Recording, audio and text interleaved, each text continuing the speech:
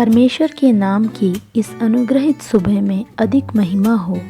कुलुस्सियों की पत्री 3 अध्याय का 14वां वाक्य।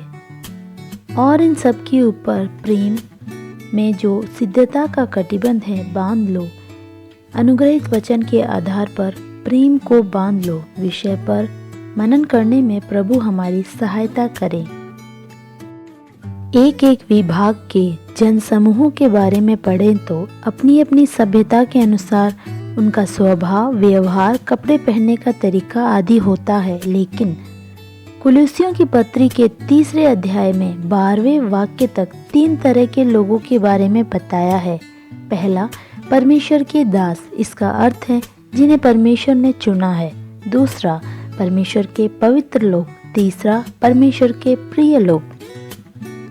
ये तीनों श्रेणियों के लोग परमेश्वर द्वारा स्नेह किए हुए, मसीह यीशु द्वारा रक्षा को प्राप्त कर, पापों की क्षमा प्राप्त कर, ये लोग दुनिया की किसी भी सभ्यता के क्यों न हो इसी श्रेणी में आ जाते हैं। परमेश्वर के दास, पवित्र लोग और प्रिय लोगों को धारण करने वाली विशेषताएं इस 12वें वाक्य में दी गई हैं।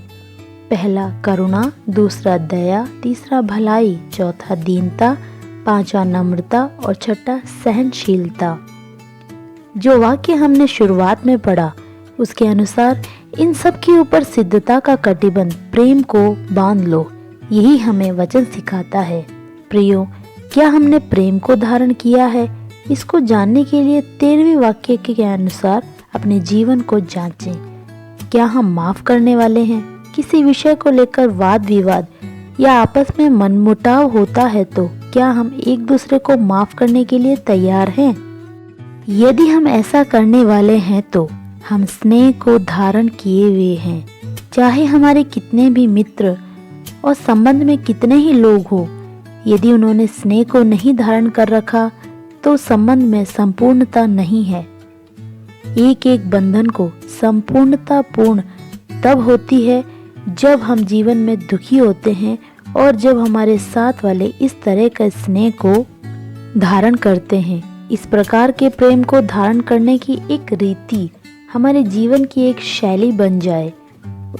उस प्रेम की शक्ति हमारे जीवन से प्रदर्शित होने पाए। महान अब्राहम लिंकन जब वे अमेरिका के प्रेसिडेंट थे तब उनके बहुत सारे शत्रु थे, लेकिन अपने शत्रुओं से प्रेम से बात करना उनके स्वभाव की विशेषता थी।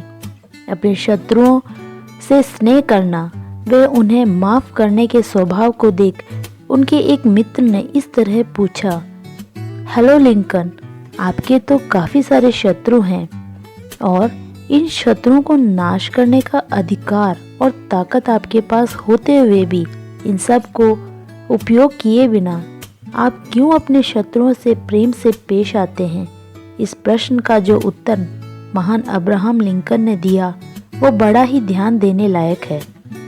उन्होंने कुछ इस तरह कहा कि मैं मेरे शत्रुओं से प्रेम से पेश आकर मैं उनमें शत्रुता को नाश कर रहा हूँ।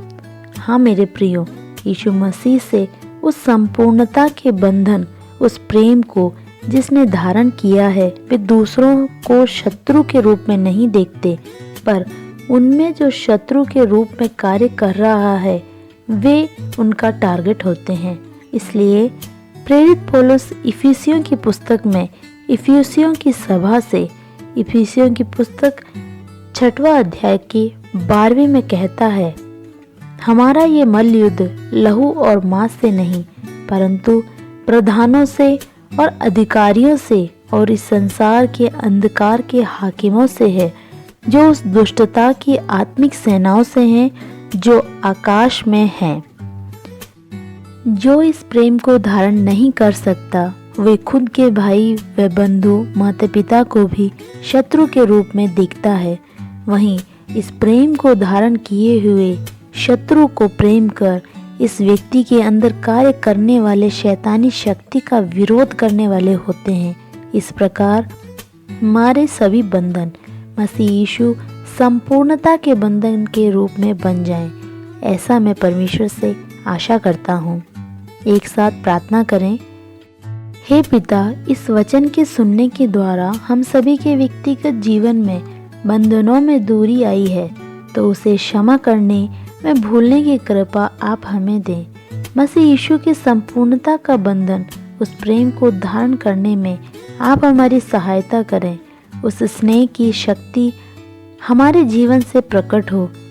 यीशु के पवित्र नाम में आमीन। Have a blessed day.